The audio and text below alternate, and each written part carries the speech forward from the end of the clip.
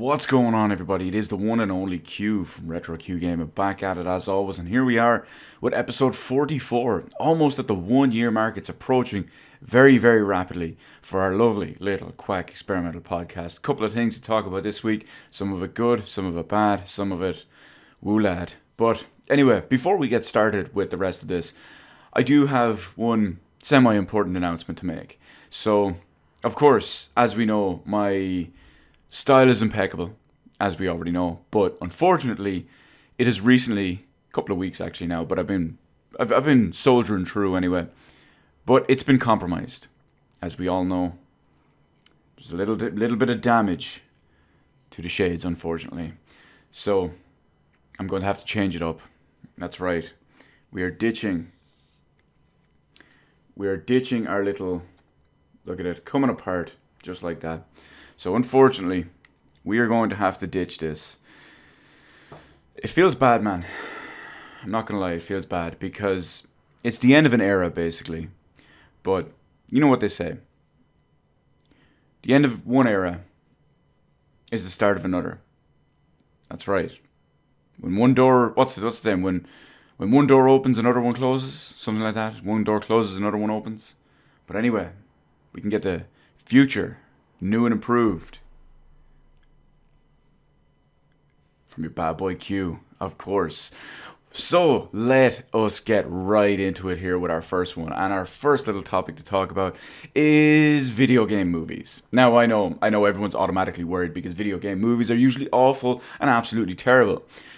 Except for the original Resident Evil 1 film. I actually believe that's a decent enough film. The rest of them are obviously shite, although, you know, Ali Larter's hot as fuck, as is, what's her name? Sienna Miller, what girl who plays Jill? Smoking hot. But anyway, the first Resident Evil film was pretty decent. But on top of all of that, we have some new, and of course that's excluding all the other dozens and dozens of shitty video game movie adaptations. But we have not one, but two things to talk about. Two new rumored ones in development. One of which is Silent Hill. Now, you know, we're not talking about the two new rumored games in development that are allegedly both Silent Hill. No. We're also not going to talk about the fact that Konami basically confirmed that that was true and they were looking for a way to bring the series back. But we're talking about a third title. Because when you look at it, there are two, another one, you know, there are two Silent Hill films already existing. The first one was actually a pretty good film. I really enjoyed that. I was a huge Silent Hill fan. I really enjoyed the first film. And up until about maybe 20 minutes from the end, it was pretty damn good. Unfortunately, right at the very end, you know, the last 15, 20 minutes, it just completely stopped dead to explain the first two games, which the first film is a mishmash of the first two games. It just kind of stopped dead to explain all that to anyone who hasn't played them. So yeah, the end of it was a little bit of a flop in that regard. But yeah, we're talking about a third title. And this one comes from not an official announcement or anything like that, but in an interview, Christoph Gans, who directed the original the original Silent Hill film, the first one back in 2006, yeah, he says he's working on a third film, which, since we haven't heard anything about it, that's pretty damn interesting if you ask me. Now, interestingly enough as well, wow, I say interestingly a lot lately, but yeah, strangely enough then, or curiously enough, he actually passed on directing the second film in 2012 because he saw the script and he saw what was going on in it as well, and he just passed on it completely. So I hope this turns out well because, like I said, I actually like most of the first film. Overall, I would say I like the first film. It's just easier than explaining the whole thing every time. The atmosphere was great, the music was great, the feel of Silent Hill was great. So much of it was proper. And the only thing is, since it mashed the first two together, you know, the end just kind of was a bit of a mess in that regard. But hey, it had Sean Bean. Can't go wrong with Sean Bean, am I right? It also had that girl the girl who played Andrea in The Walking Dead. She played Sybil in the original one. Not a lot of people don't remember that, but yeah, it's pretty good anyway. So hopefully it's great. The series has a lot of potential just in general, and well, let's just hope it doesn't turn out like many of the other video game movie adaptations, and specifically, let's hope it doesn't become known as some of that tripe, some of the absolute worst of the worst dirt that piece of shit filmmaker. I don't even want to call him that. That's too good a title for him. Uwe Boll, or as we all call him, Uwe Toilet Bowl, because everything he does is pure, absolute shit. Oh, and the other one is Fatal Frame, aka Project Zero, depending on where you live in the world. That whole one with the ghosts and the camera and whatnot. So yeah, he's talking about working on that as well, trying to keep it in the haunted house setting in Japan as well, unlike the American one or the American style that they use in the Silent Hill and whatnot. But yeah, he wants to keep that in, keep the style very, very different. And that series is fantastic. Those games are brilliant, and I really hope he can do something well when it comes to Project Zero. But speaking of pure absolute shit, let's talk about mobile games and greed. That's right, because we all know there's already a couple of existing games out there, mobile games at least anyway, and one of them in particular, and previous Nintendo one, which is a bit higher profile in that way, yeah, they have subscription-based monthly services for mobile games.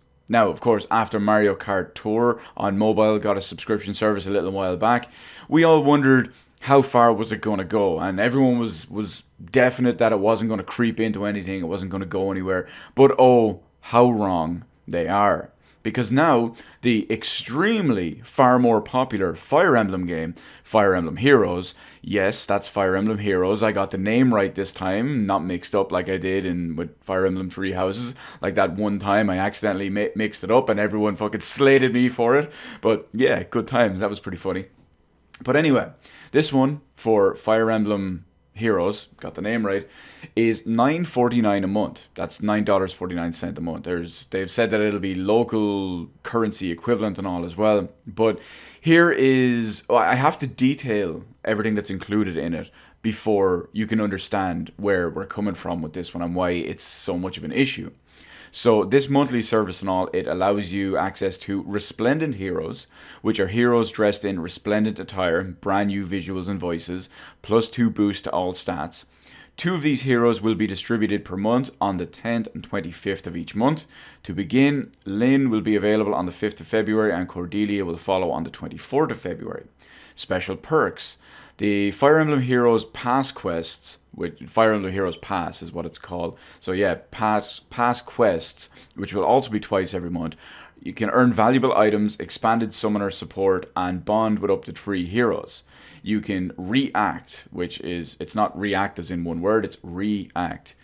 Return to the start of your previous turn if your heroes have yet to act. It can be used everywhere but Colosseum and Ether raids. And auto start. Play the same map automatically multiple times in a row. This turns the game into... Oh yeah, sorry, I'm mixing up my notes and the official one here. So this turns the game into pay to win, which is bullshit in every situation. Not just mobile ones, but even real games. Proper console and PC games. PC games, of course, being the real ones. But yeah, this turns all of this into pay to win. Because when you look at it, every character you get with this, the resplendent heroes, they are stronger than their free equivalents because they have a +2 boost to all stats. So every single one of the characters you get from this is better than their normal equivalent. If they're available normally, then they're better than that. If not, then you're getting all these super OP characters just because of this, which... Oh, that's really bad. Now, all I will say is this is what you people get for supporting Mario Kart. This is Mario Kart Tour specifically, because yeah, there's no problem playing Mario Kart 8 Deluxe, there's no problem playing Mario Kart 8 on the Wii U, except the fact that you'd have to buy a Wii U, and there's no problem in playing any of the other original Mario Kart games on any of the consoles or the handhelds. No problem with that whatsoever. But when you support mobile games, and their loot box style stuff, and their microtransaction heavy style stuff, and now their subscription pass style stuff, this is what you get. They see that you are happy to pay for this, that this is okay, and they will do stuff like this. So this is what you people get for supporting this kind of thing. We've seen Nintendo opt in for DLC over time as stuff goes by. They were later some of the later ones to adopt it as well. And in some situations, they did it right. Mario Kart 8 on the Wii U, the DLC for that was definitely worth it, and it was fantastic. Zelda Breath of the Wild, unfortunately, was not the case. By the time that came around, well, no one cared, and it was just too little too late, and, well, it just didn't do it.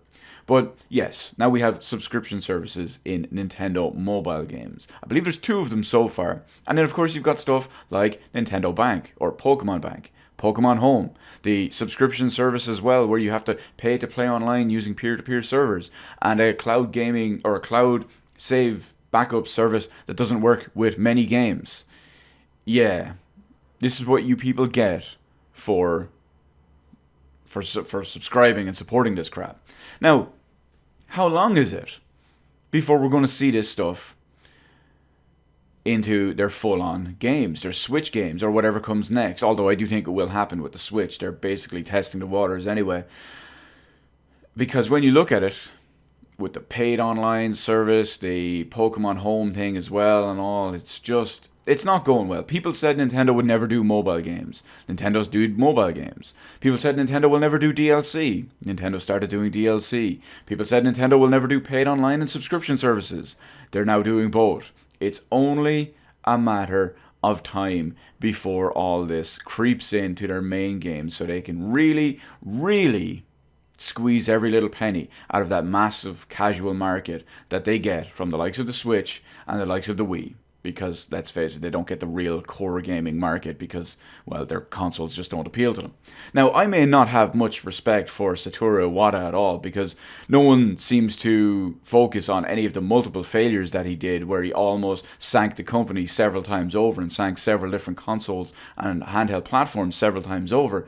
But they only focus on the 1 or 2 lucky lightning in a bottle things he did.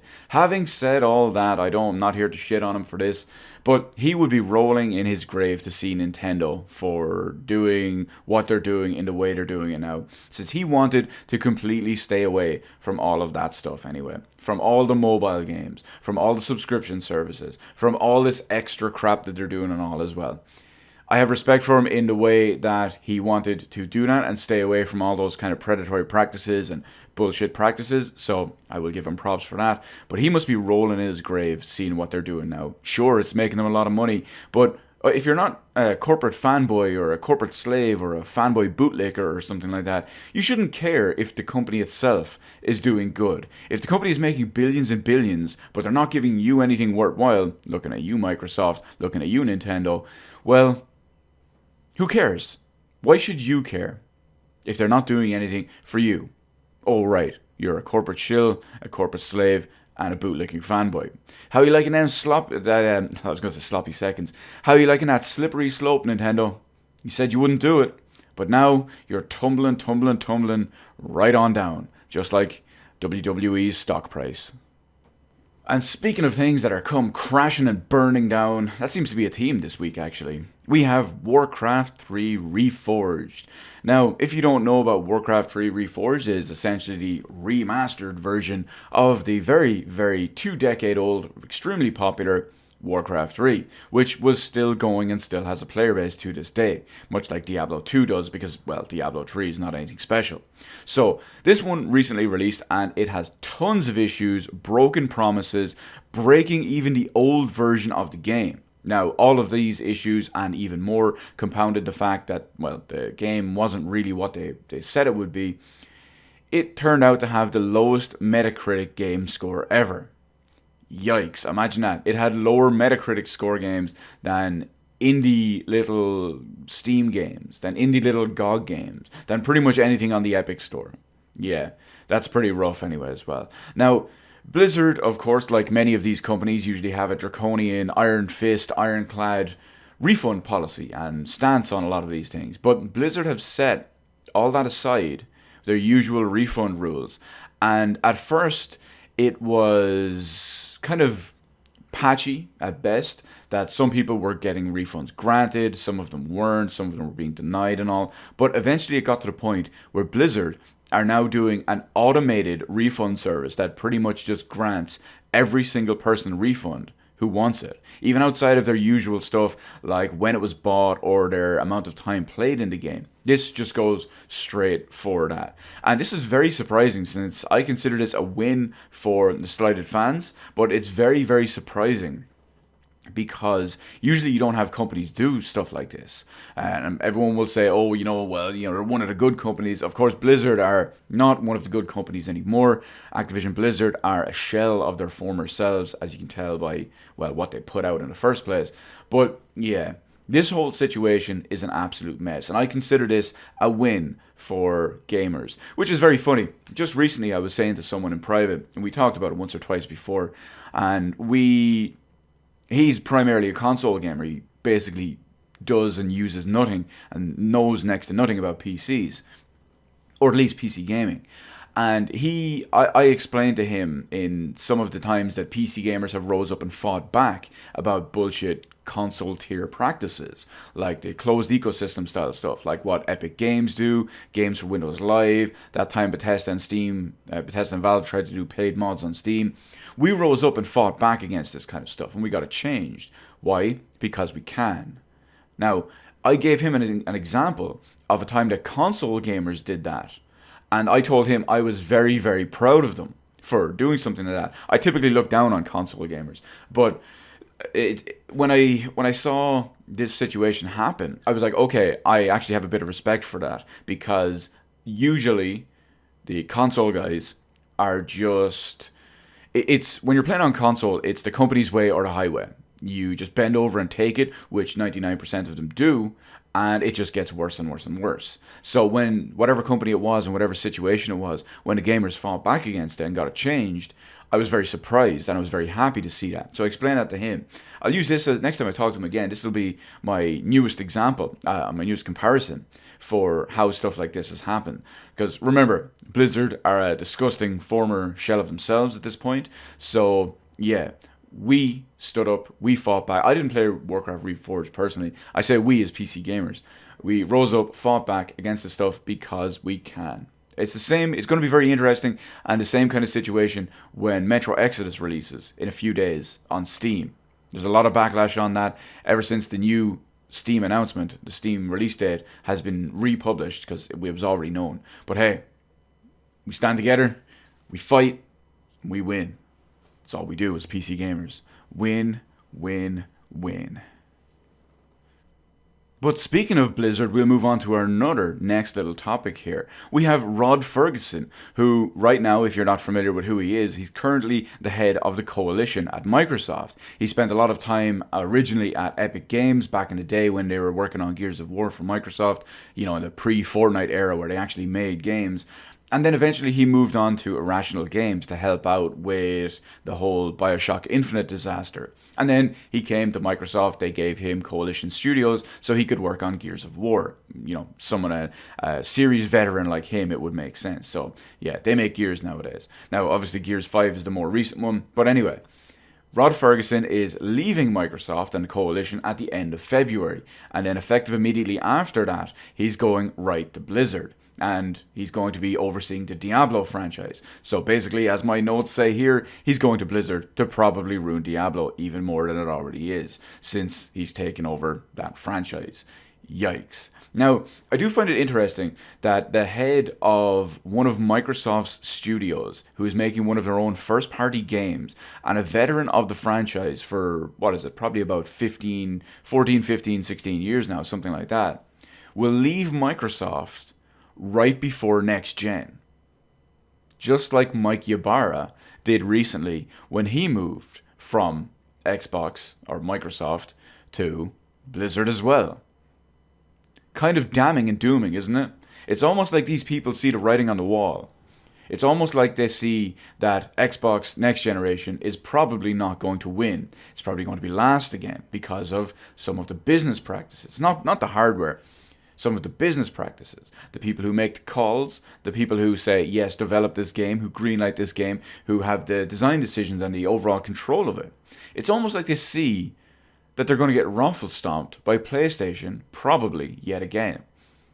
Don't know where to fit Nintendo in with that, because their 9th generation console is already out. It's a fucking disaster on a technical level. I mean, it's barely more powerful than 7th generation consoles, and it's even less powerful than Microsoft and Sony's 8th generation console. So, yeah, that's a whole other thing. It's basically like the Wii. It appeals to the casual market and doesn't get the games. So, yeah, and the ones it does get run and look like absolute dirt.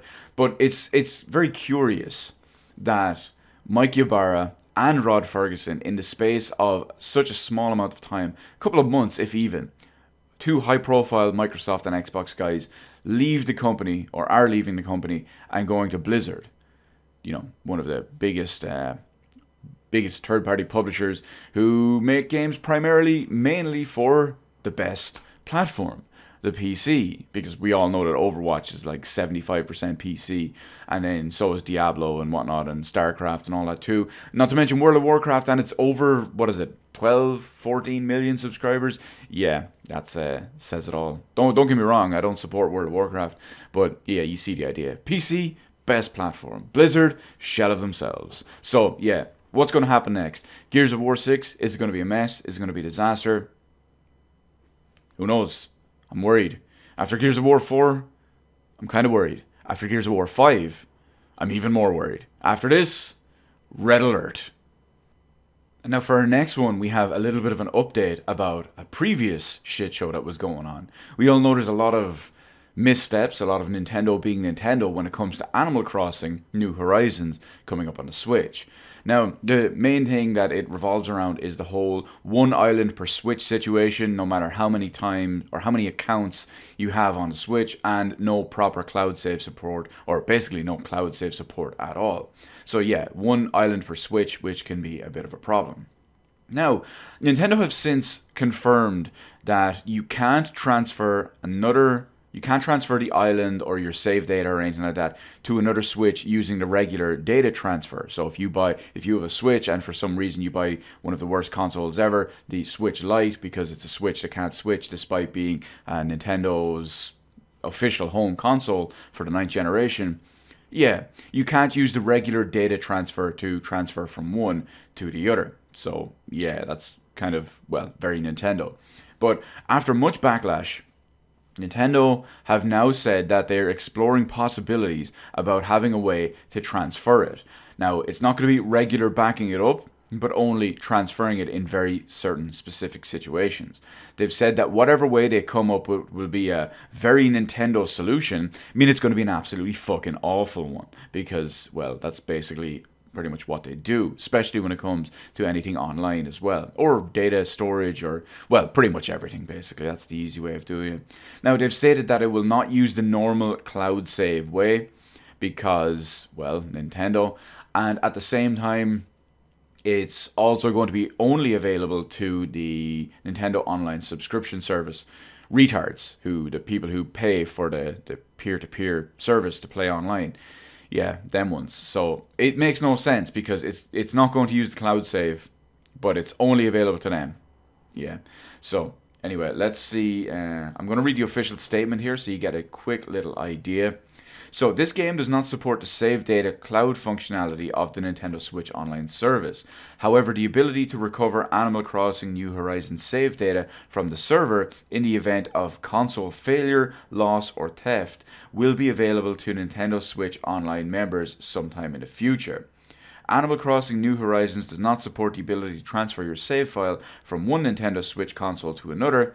Fucking laughable joke of a company, fucking laughable joke of a service. So it almost makes me think that this is all going to be backed up automatically whenever you save it and connect online and whatnot too. But it makes me believe, because of how it's going to be a very Nintendo solution, how they worded it and the limitations on it elsewhere, it almost makes me believe that if your Switch dies, gets broken, gets lost, gets damaged, whatever, it almost makes me believe that you would have to send your Switch off to Nintendo to get them to put it back on.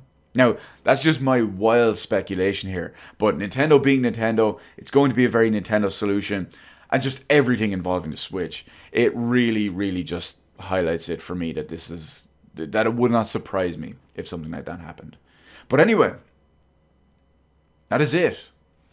that is it for our episode 34. But wait, there's more.